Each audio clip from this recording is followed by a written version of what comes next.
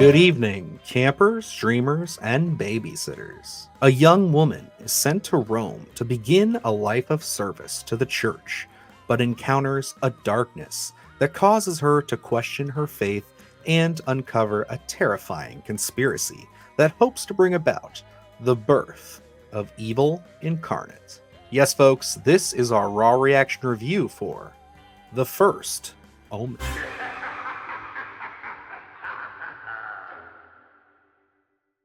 Let's just be upfront with it. This is take two. So we we saw this movie last night, and we had to do something that honestly could be a little bit of exhaustion, could be a little bit of just like all of the stuff we've been doing, but also I think has to do with this film, and we'll get into it. But we had to take a breather. We recorded a 25-minute review last night, and we scrapped it. I still have the file, but we scrapped it. We're not using that because I just think that there's just so much about this movie that we just, me particularly, couldn't articulate and just wasn't happy with. And it's just one of those things where we needed to take a minute. We needed to take a breath and really think about how we feel on this whole entire first Omen thing, because this movie's been getting praised. People love this movie. We have some other thoughts on this. We're definitely, I would say, on the other side of the aisle, which isn't totally out of the realm of what's expected for us because we're not big religious horror fans. But Luke, tell me, what are your thoughts going into The First Omen here? Going into it, I didn't really have that many. Again, I'm not a big religious horror fan. A lot of the times I sat out of Pope's Exorcist just because I didn't think it was going to resonate with me. I almost sat out of Pray for the Devil, which, upon reflection, I wish I did. So for me, religious horror is such a hard sell for me because it's very rarely done right. And, the Omen franchise is not something I'm familiar with. We did prep for a video that we unfortunately did not have time to get out, and it was my first viewing of The Omen, and I gotta say, absolutely phenomenal film. It's one of my favorites, and I think maybe it hurt me that much more to go into The First Omen after such a fresh watch of The Omen because the original is so well done, and this one I didn't really look at anything. I didn't look at any of the teasers, anything like that prior to finishing the original Omen. So I sat out. I know you did a reaction short to the little teaser, I believe. And then, I went back and I watched that stuff. And I got to be honest, I was a little hesitant just because we had the teaser that is so stylistic. We had an actual trailer drop, and then from what I understand, I didn't go and see it. I saw it on Twitter. There was that trailer had that feel toward the 70s. Like they put a filter on it. And I was like, we're doing a lot of gimmicky stuff here to kind of, latch on to the original Omen and kind of give it the style. So I didn't really know what to expect going into this. But, like I said, I'm not the biggest religious horror fan. Yeah, and that's a very good point to bring up, is the fact that there was a lot of kind of gimmicky, kind of interesting ways of marketing this, and it got a lot of praise for that. I was one of those people. Our buddy Evan from Rockland Graves and Alex, we talked about this on our live stream. At one point, we talked about the marketing of The Omen, and, it's one of those things where I think we were all three of us there were in agreement that it's just very unique, that first trailer.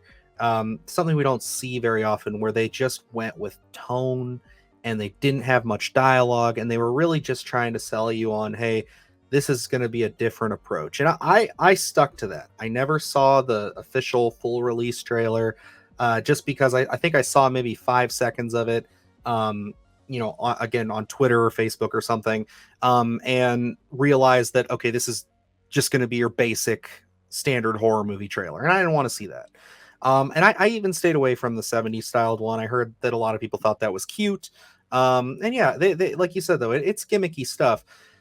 Getting into this film, I gotta say that if we're starting off with one thing, and that's the style of the film, the things that they kind of went into it that we got from that first film, there's some of that. There's definitely a lot of bright spots that shine through in this movie, but unfortunately, although I can say I think this is maybe a slight cut above some of the other religious horror films we've gotten, this thing is just so back and forth and inconsistent for me that I can't sit here and say that I was as blown away as it seems many other people have been.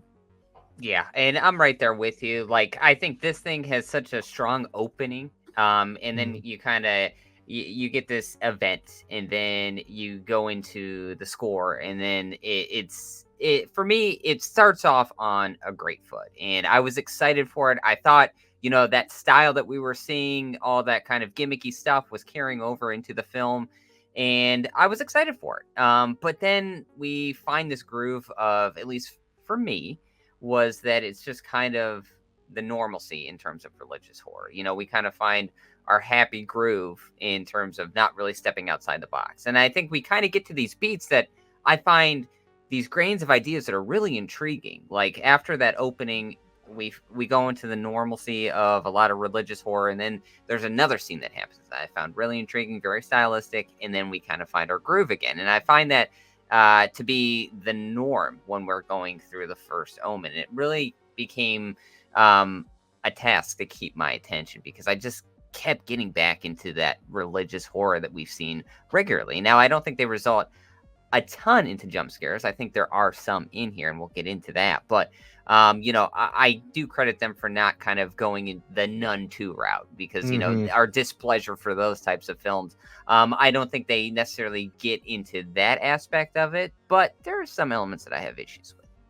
Yeah, and that's why I think I can say that it is. I can give it the credit of being a bit of a cut above some of these other things, like the Nun and the Nun Two are a perfect example of just very basic, generic, like religious horror where it's all taking place in an orphanage or a church, and there's just no intrigue. There's no uniqueness. There is really no attempt to be anything but the bare bones basic. This is what sells kind of horror. And I think that's always been my biggest issue with this subgenre of horror. But why don't we start off with some positives? And some of my positives I've listed here. And yes, after last night's performance, I did write a bunch of stuff down so that way we can keep it going here.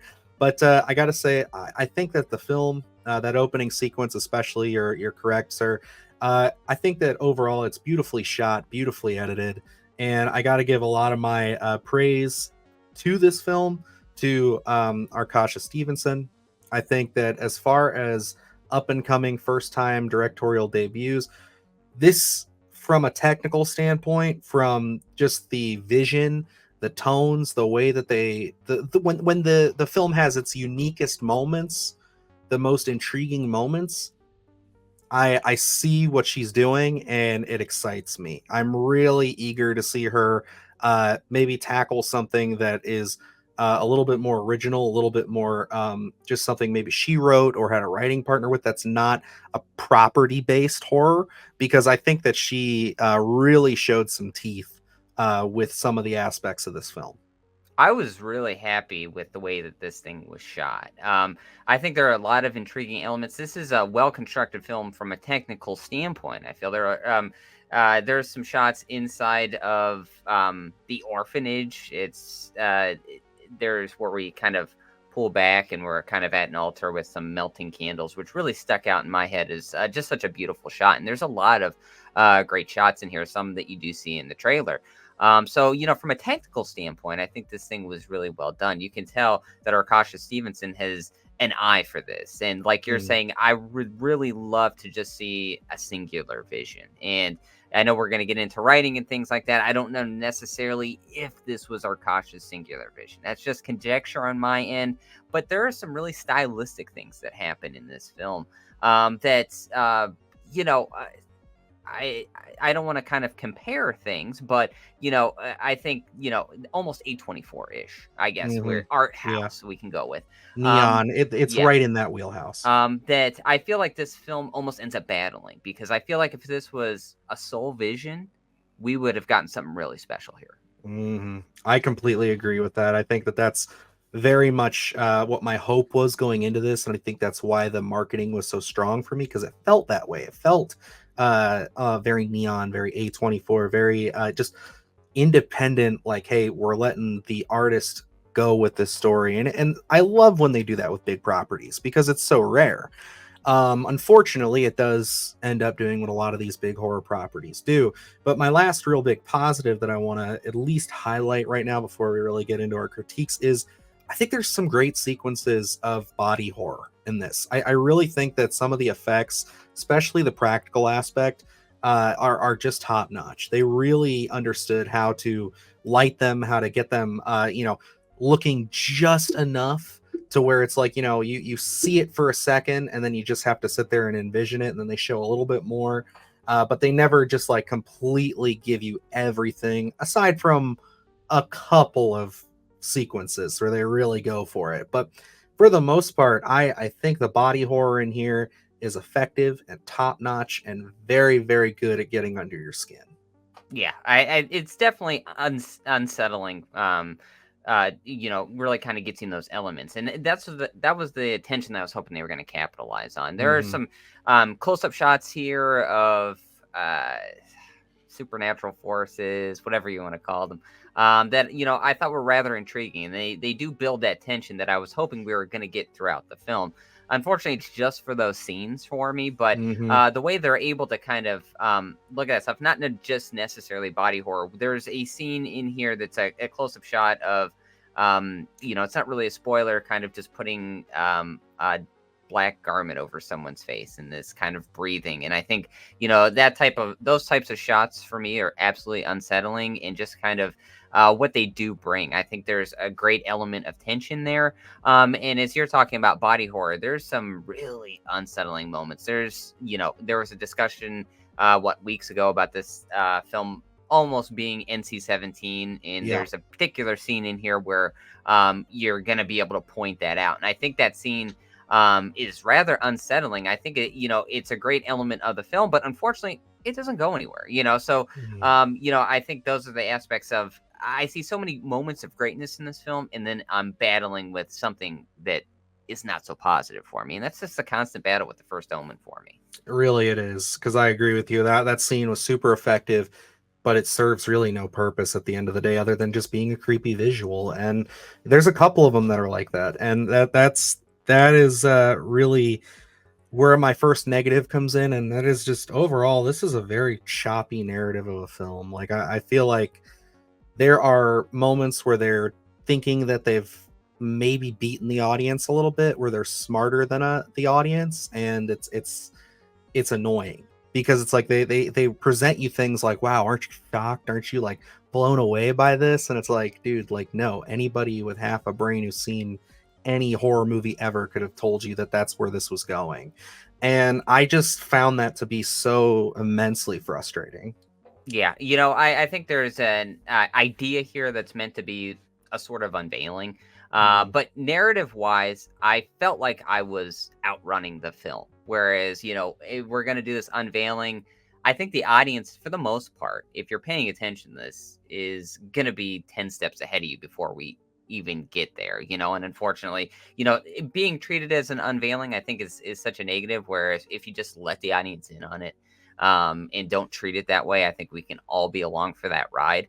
But narratively, there are just a lot of elements in here that don't necessarily work. Like we talked about, Arkasha Stevenson kind of being that driving creative force. Unfortunately, she's not the sole writer on this, and I think that was Mhm. a big negative element for me. Where I really do love to see those singular visions. We've covered a handful of films that are just singular visions, writer director, and I think that really does benefit the film because that creative knows what they want. And looking at Arkasha Stevenson, again, this is just conjecture on my point where I see a lot of art house things, and I feel like that is Arkasha's voice. Whereas, there is another writer here that, is a little more Blumhouse, I guess you would say. I don't want to just throw the entire company under the bus, but, we're kind of battling with, this kind of art house vibe with we do fall into these jump scares to kind of I feel like it's trying to move a narrative along and kind of give a general audience what they want, but it doesn't really mesh well for me because like I said, while there is a scene in here that is really effective, it doesn't really go anywhere, and we do have a handful of those. And it's like I when you look at the original Omen, it's just that looming dread, and we do get you get those kills, but then we go back to the narrative story. And I think if this was more of Arkash's voice and that more art house style of, like we have Looming Dread of Hereditary, or um, uh, you can bring in a lot of these different ones. First Reformed, I think those types of Mhm. films really do work in terms of kind of leaning into that art house style. I think it would have just been better off with that singular vision and really just letting the chain off and go for it. I completely agree. I think like that's really key when it comes to the elements of this kind of a story. Like Richard Donner was the director of the last one, and that is so a Richard Donner film. It's definitely not as uh, upbeat as some of his later films, but you can see his fingerprints all over it. It's the same thing with a film like The Exorcist and many horror films from the 70s where you get that influence there. And I gotta say, like, there are her fingerprints on this. If this is what she's going for, and I again, this is her directorial debut, so we don't really have much as a frame of reference. But it is one of those things where it's like I can clearly see a vision there, and it is just unfortunate that we do have some of these guns for hire per se, who have come up with the story. There's somebody with the story credit. There's two other writers on this. One of them you said worked with Akasha before, so that was probably brought on by her. So it just kind of seems like there's a lot of mixed directions in this pot. Like we don't really have that one particular flavor. And I think a really big portion of that makes it noticeable is those callbacks that we get in this film. There's one particular callback that just frustrated the hell out of both of us. And it calls back to one of the most infamous, or not infamous, most famous scenes in The Omen.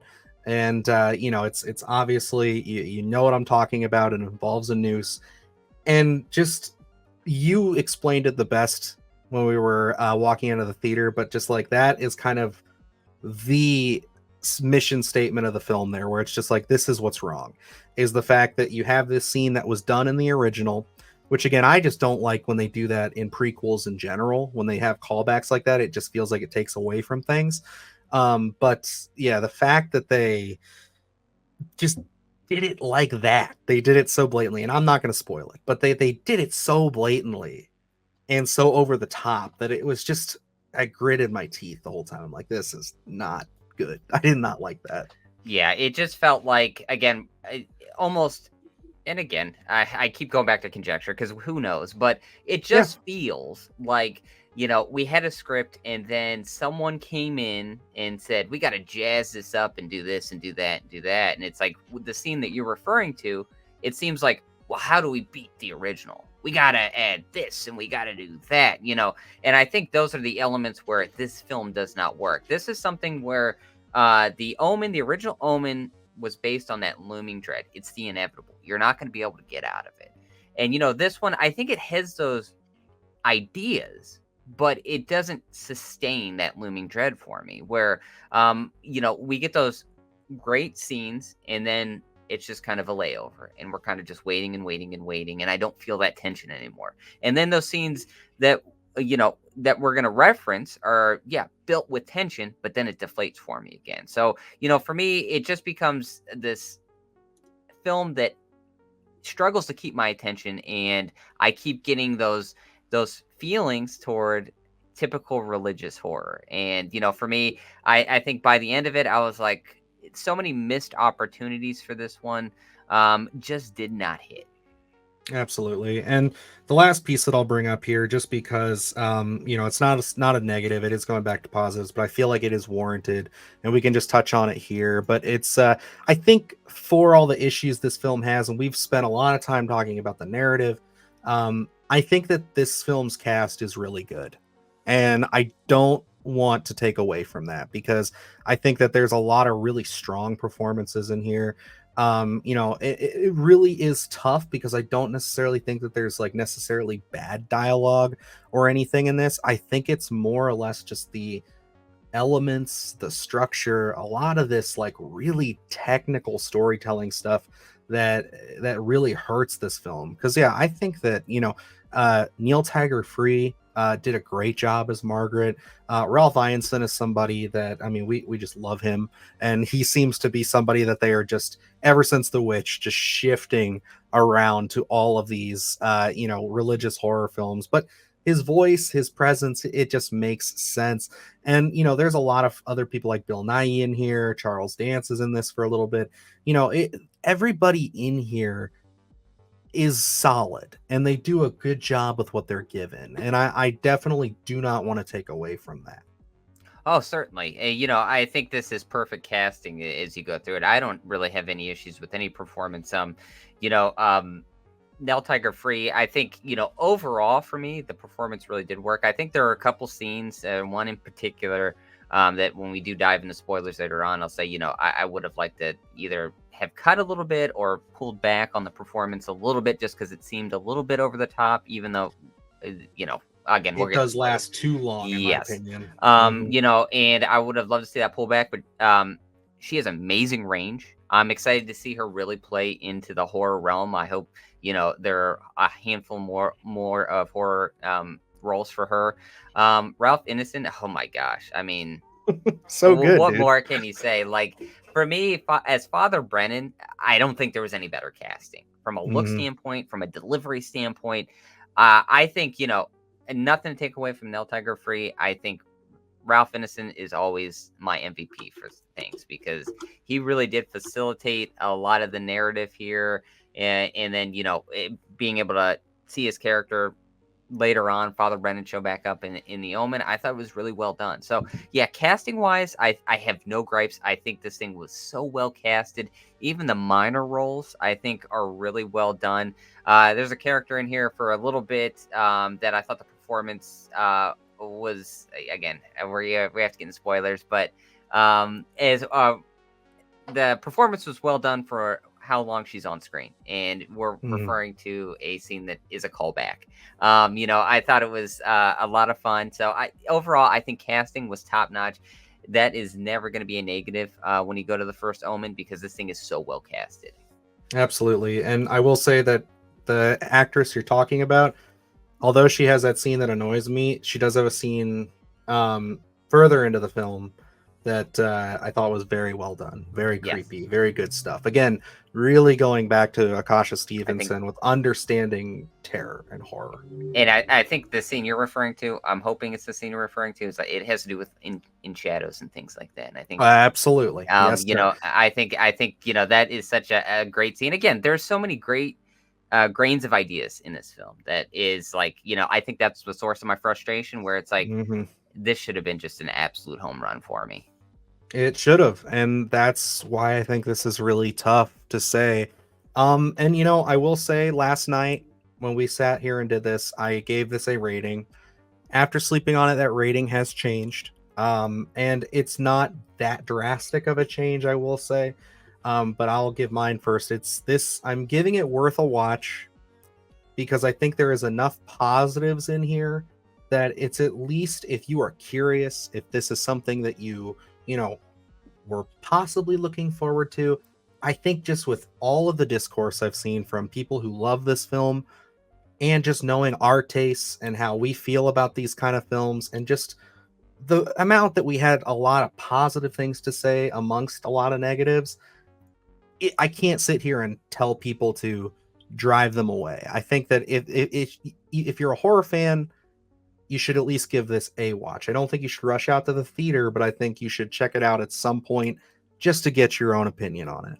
Yeah, I was right in the same boat with you last night as we were going to give this a rating. As we sat here and talked, I got to say there are a handful of amazing positives in this film. But yes, there is a handful of negatives that kind of ruin, I guess ruin's the wrong word, but affect the watch for me. But I think, performance wise, from a technical standpoint, I think this film is really well constructed. I think it really just lies in that narrative and kind of the pacing here Mhm. and building that tension.